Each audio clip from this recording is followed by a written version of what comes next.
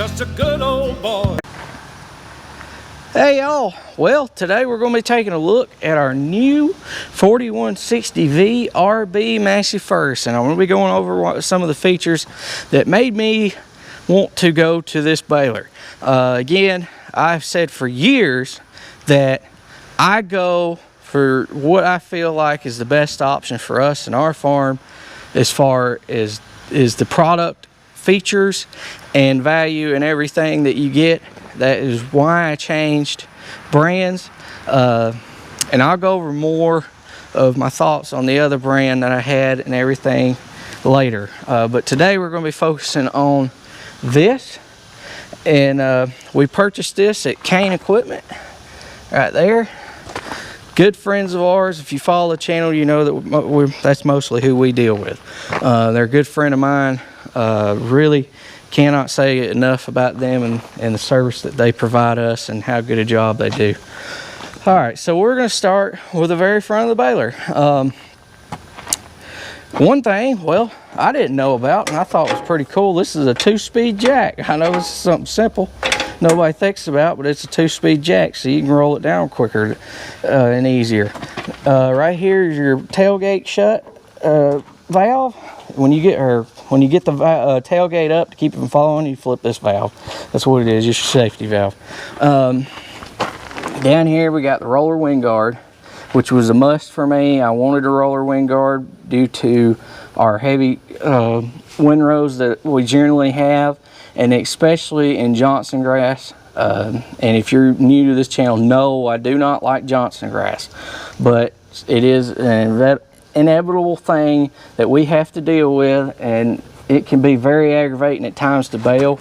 That's why I really wanted a roller wind guard, was to help with the lumps that you get in that mess. Extremely wide pickup. It's probably close to around 8 foot wide. I know it takes up the full width of a trailer. Same as the other one that we used to have, or that we have. And then we have the single big augers and the feed rotor. This is a knife machine. We'll go over some more of those features in that. I probably ain't going to ever use the knives. That Massey only offers this baler with the knife box in it currently. The feed rotor is a must for me. I would not buy another baler without a feed rotor. But the the knives that are in there, it has 17. You can do all 17, 8, or 9, or none. And I probably, like I said, won't be using that for at least a good while, because I just don't have quite the horsepower it needs to pull it with the knives. But that is a nice feature. If you're making feed or something, you can go ahead and cut it up. It really makes life a lot easier in that area. Now let's open up the side here and get in here. This has a double latch system. I already had this one undone. It's right here. In Europe, they require them to put those on there. You have that one up there that you have to have a tool to open, and then down here you have another one right here. Probably going to disable one of those for here, because we don't have a requirement for that here in the United States. I don't need 2 of them, and quite honestly, it's annoying. First off, we're going to start with net storage. This baler has the capability to hold 3 rolls of net when you go to the field if you need it. Say you're going to go, let's just say you've got a large field, you're probably going to be there for a couple of days, and you want to leave the roller in the field. For the 2 days you're there, you may be going to bale, I don't know, 600-700 rolls. Typically I get 300 rolls per roll, so if you do get in that 700 bale range in 2 days, or maybe even 3 if you're going to be there a while, you never know. It's nice to be able to throw all that in. I'm probably not going to ever be using this unless some situation like that does come up to where we're going to be leaving the baler overnight in the field and I may need the extra roll net. It is nice to have the ability to put 3, so then you don't have to worry about throwing it in the truck the next morning, getting it in the baler and everything else. It's already there. Main reason why I probably won't be using that is because I love the fact that this is all open. There's no big twine box in my way. I can access all my chains easier, the greasing locations easier. I can blow the baler out easier, being none of that's there. That was a huge thing for me, was easier maintenance on blowing the baler out. Now, we'll go up here to this. You come up here to this net system, and that big knob right there, when you put your roll of net in, is actually a screw, and it screws into the size that you use for your net, and you can set exactly where the roll of net sits in here, side to side, so that way it puts it on. If you have, maybe it's over an inch too far, you have an adjustment for that. For 48-inch net, you have extra cone that you put on the end of that one. For 50, I think it's 52 or 54 is the wide net. You don't put this cone in there, and you just screw that and go right into the one that's on the end of the screw. And that's how you set it in there. It's a suspended system. It is not a trough net system, which is a good thing, because then it allows it to be easier to turn for starting new rolls of net.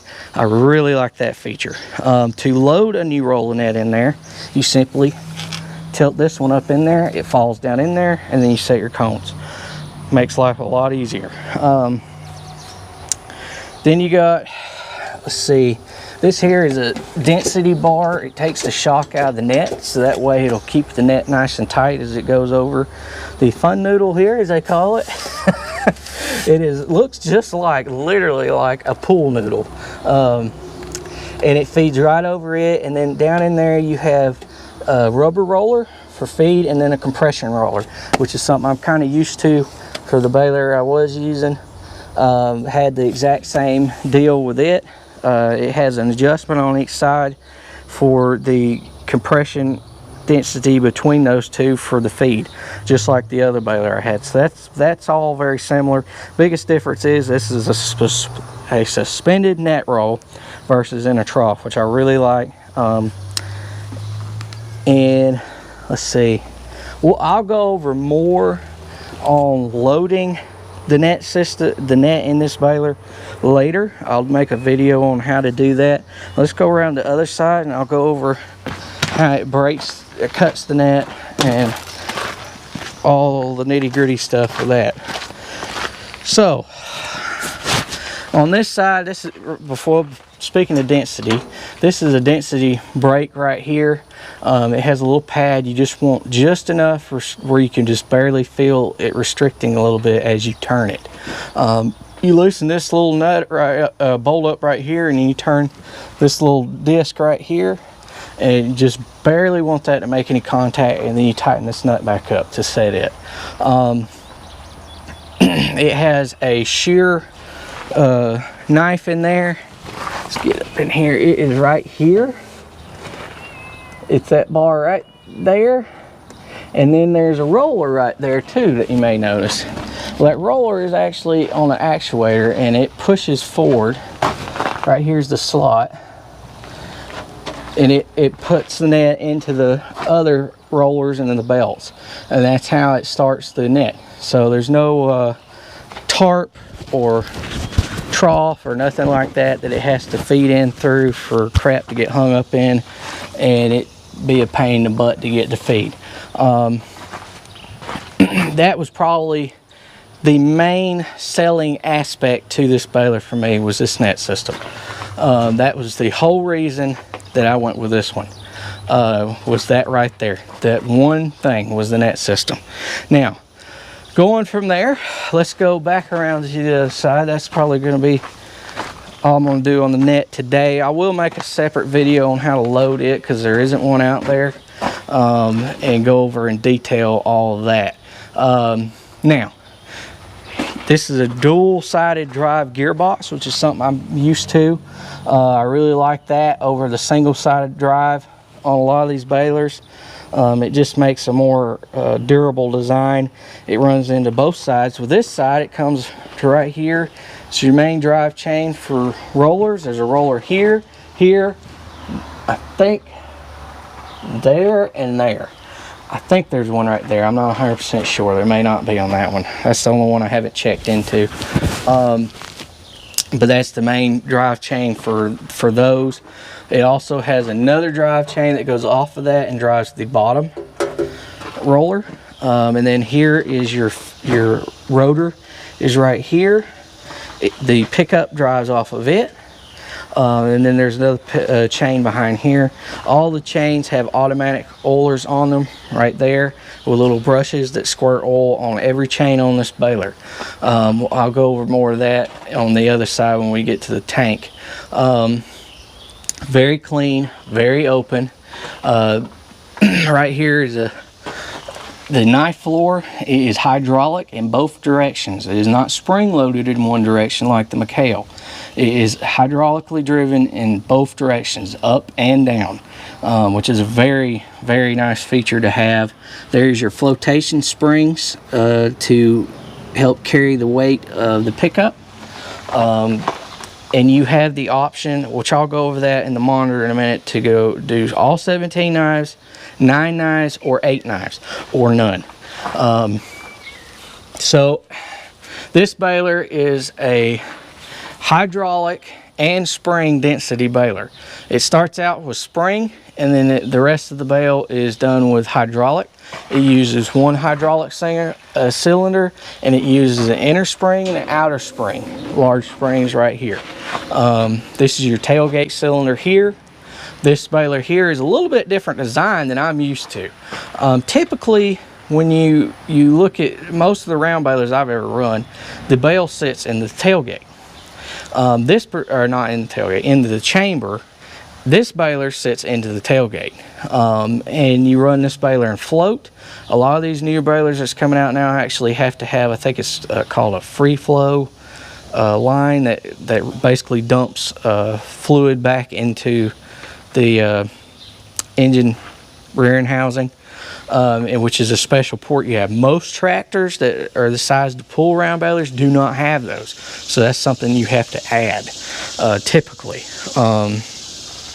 So that's a bit of an inconvenience. McHale also has that, where this baler doesn't. You just put the tailgate lever in float, and then it has spring-loaded hatch locks back here, so once it's closed they lock, and then you don't have to worry about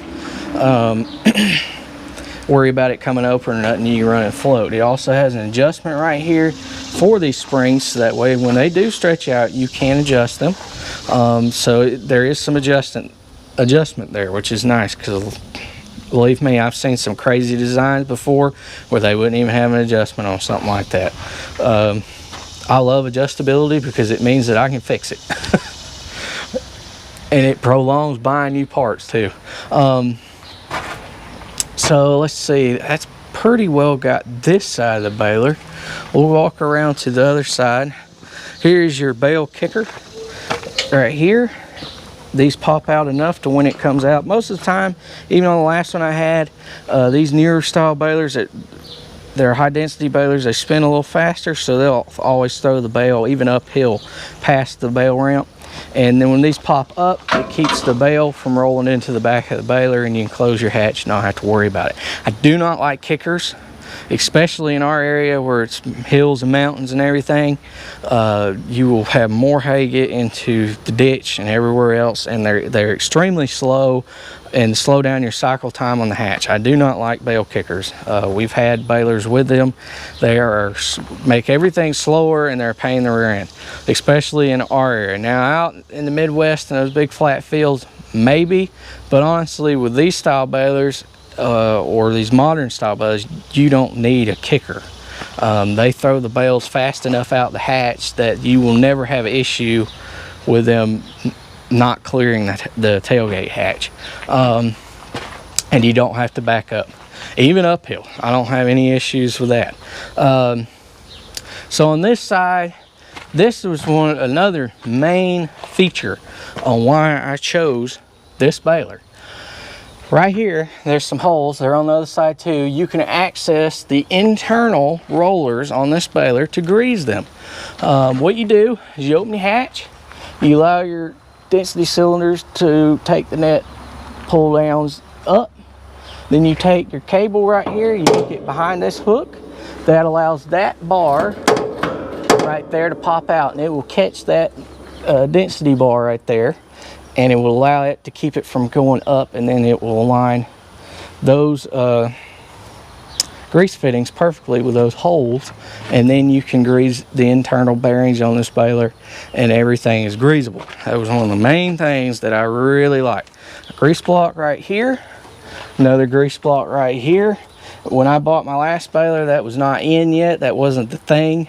They were just starting to, maybe, I think there was one baler out there that had come out with that at that time. Now every baler has it, which I'm in love with that, because it makes life so much easier greasing it. It still does have a few grease fittings like these here on the tailgate. Obviously you can't stick nothing on those, and then there's one up there in a few different locations that you still have to grease, but for the majority they're all in that block, and it makes life so much easier.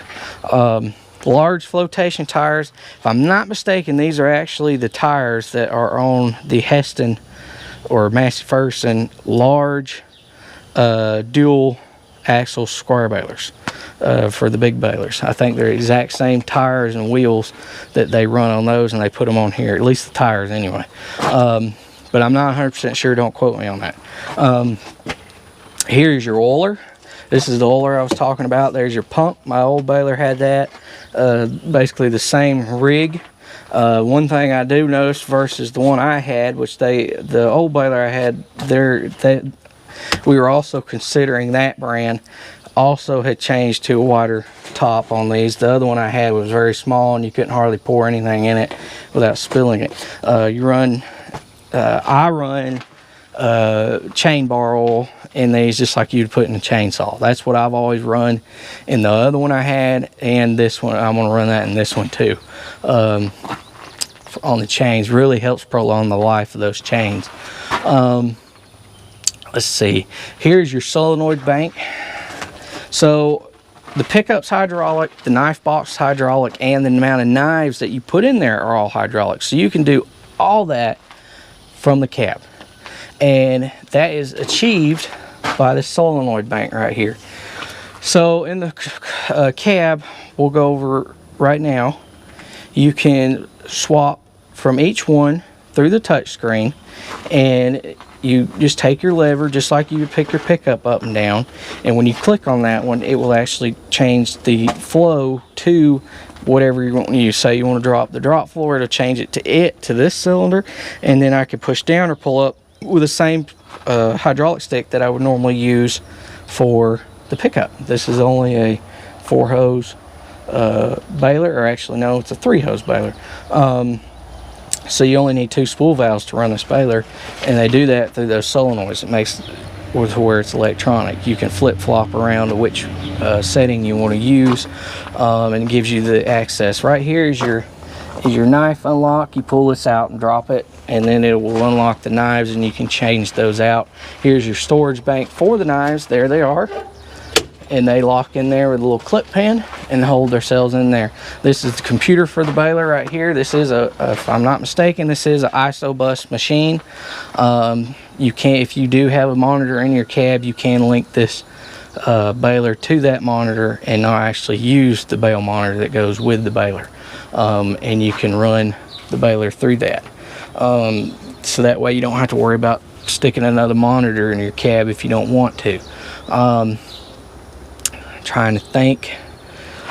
Here is another drive chain. This is a double wide drive chain, heavy. Off the other side of the gearbox, comes off this side, and it drives the rotor. That's what it drives off of, and that's it on the chains. There's no more chains on this side. Also another thing I forgot to mention about the net system, it is belt driven, just like the other baler that I previously was running, and I think that's it. Let's hop up in the cab again, and we'll go over the monitor a little bit more. Oh, I almost forgot, it does have fill level sensors back here. It's got 2, one on each side to tell you if your bale's level or not.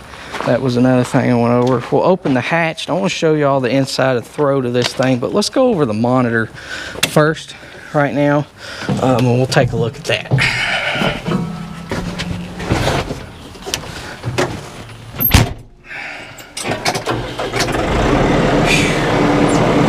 Alright, let's get some AC going here. It's hot. While this thing's booting up. Now, this monitor is a touchscreen monitor. It is color. It comes with a RAM mount that can go on straight onto these bars. I have this fancy little console mount that I made previously for other monitors I have. It just makes everything a lot neater and simpler. There's some videos in my playlist section if you're interested in making one of these to mount in your tractor. They're real easy to make. They're not that complicated. As long as you have a welder and have a cutting wheel or something that you can cut metal with, like a grinder, put a cutting wheel on it, they're not hard to make. It does take a little bit of time, but they're not hard to make. Up here, one thing I've added to the baler, this isn't pertaining to the baler, I'll turn it on so that we can see, is a rear camera. I used to have one on the pickup head too, and I use rear view safety cameras.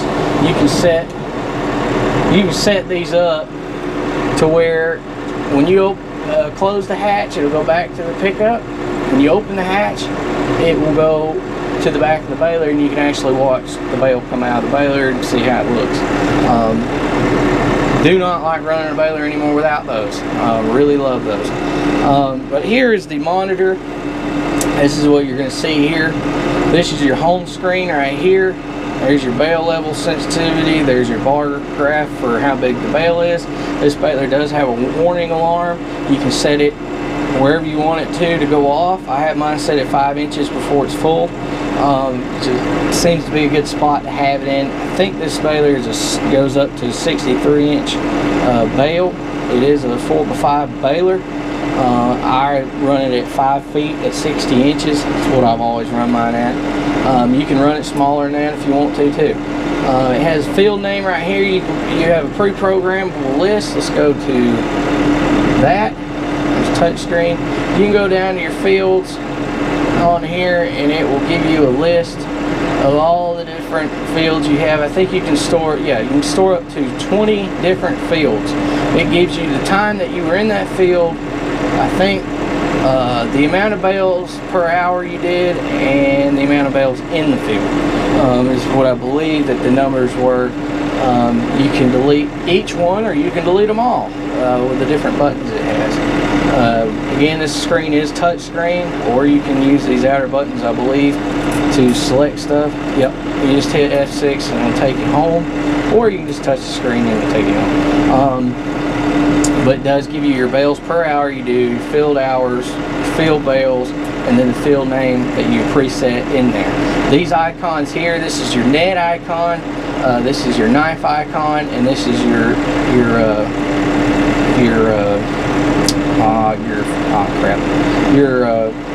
drop floor icon. It'll tell you how all that's set up. Now say I want to drop the knives, I click on this button right here. Right now I have it set at 8. I can drop just 8 with this stick right here by pulling it down or pushing it up, and it will drop 8 out, and I can put 9 up. So where that is nice is when you're out in the field and you're using these knives, and say you don't want to run all 17, say you want your slices to be a little wider, which is typically where most people run. Most people, when they slice and hay, run 8, run about that, the distance between two knives with one missing. Typically what most people run at. You could drop 9, leave 8 up, cut for a while with 8. When those get dull, which they last a long time, but when they do get dull, you can swap it out, go right to 9. You got twice the time on a set of knives. You don't have to do anything. You can do it right here in the cab. Now, let's go to settings. Here's your bale settings. So here's your bale size, net wraps. I have mine set at 2.5. Bale density, soft core, on and off. This is, you can set on and off for the soft core. You can change what crop type you're in, hay, silage, or straw. Let's see. Knife selection. Here's your knife selection. So when you're in that engagement menu at the home screen and you're dropping it up and down, here's where you actually select how many knives you want. 8, 9, 17. So you can click either one of those and highlight it. It'll do 9 knives now. If I want to do all 17 and click that, and it'll do 17 knives now. I go back to my home screen. I select my knife box. See, it says 17, and now it'll pop all 17 up if I want to use knives. Just the way. Really, really nice feature to be able to do that. Let's see. Let's go. There was a nice selection. Here is your advanced menu. You can do advanced baler setup, which is going to give you, go to tuning, and then you've got near full alert, which is your first alarm. I got it 5 inches, soft bore stop at bale size percentage, net delay, I have mine on 0, net clutch time, which is how much time that the feed actually stays engaged to start the roll. Then you got net roller delay, which is how long it waits before it pushes the net into the thing for the net to actually get started to feed down. A lot of adjustability there to make things easier if you're having issues with it starting. Wait a minute, let's go back to that. Advanced baler setup tuning. Yeah, we went over all that. Let's go to, here's your model.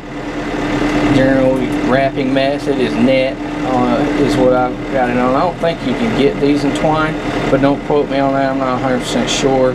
Bale ramp sensors are on, so that way I can see if it will actually tell you if the bale is still on the ramp when you go to close the hatch, so that way you don't close the hatch on the bale. And then you can hit restore defaults and it'll go back to the original default settings for the baler that you originally had. Now, diagnostics. You can go to diagnostics.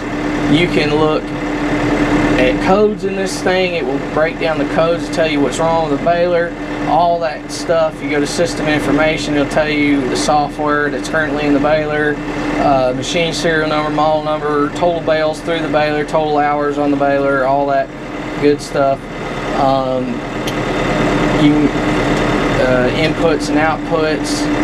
It shows you your valves and different things and what's going on there on those. And you can look at all that information and figure out if there is something wrong, what's going on.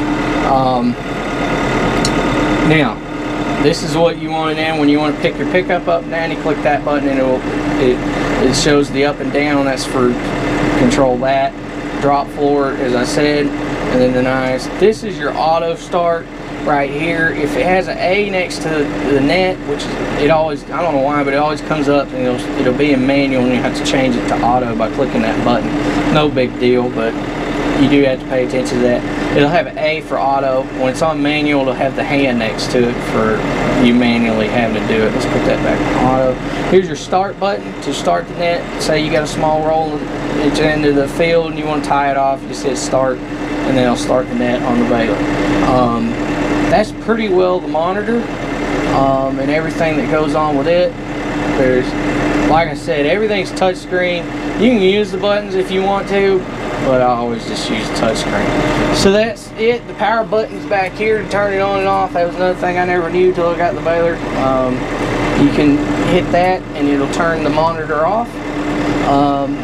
And that's pretty well the baler. This is the Massey Ferguson RB 4160V. They do make this baler in a 4x6 version. Tailgate's a little bigger, but that's really all the difference is. There's not a whole lot of difference in the 4x6 and the 4x5.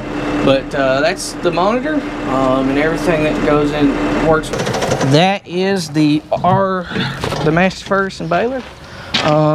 Pretty much everything with it. If you have any questions, just ask me and I'll go over it. But again, I am going to go over the net system in further detail on another day later, and how to load the net and everything like that, and video all that and how it works, and I'll show that in more detail because, like I said, there's no information hardly at all out there on the. That's it. Thanks for watching. Please comment, rate, and subscribe, and we'll see you next time. And we did keep the Klaus. For all my Klaus fans out there that's followed me for a long time, I'll talk more about that baler. It is hooked to the 4710. There will be a video coming of me baling with that baler, I believe, unless Dad won't let me run it because he's obsessed with it now, versus the Vermeer he was running.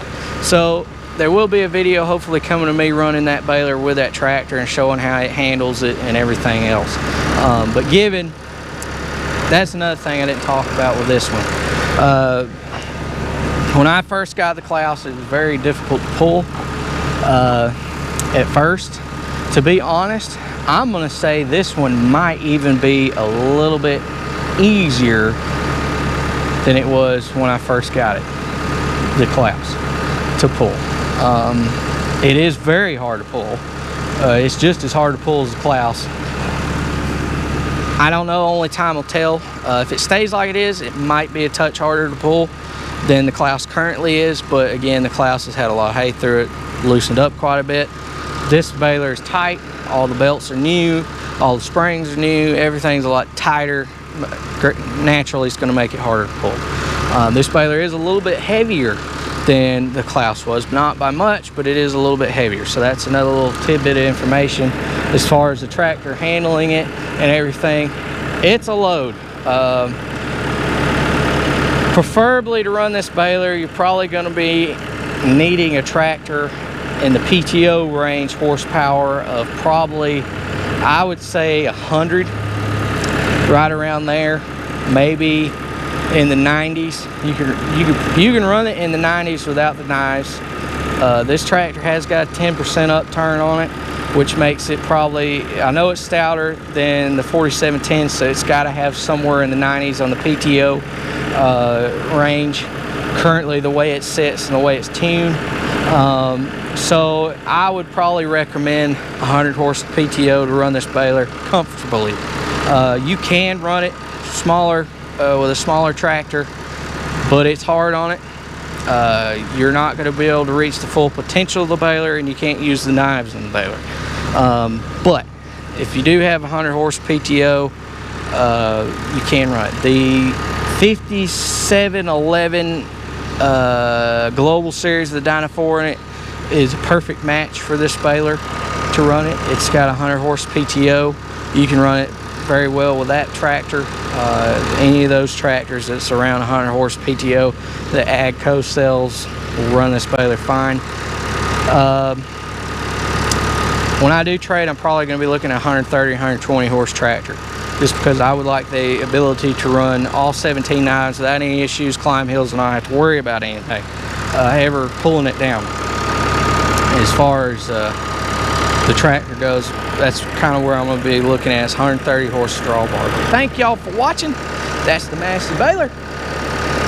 I'm going to pull it back in the shed because it keeps raining. I can't even use the thing. It's really annoying. But whatever. It is what it is. If you want to see more of this beast, stay tuned. There's going to be a lot of videos coming on this thing and us running it, hopefully. So thank y'all for watching. Please comment, rate, subscribe, and we'll see you next time. I'm going to go get in out of this heat. See ya.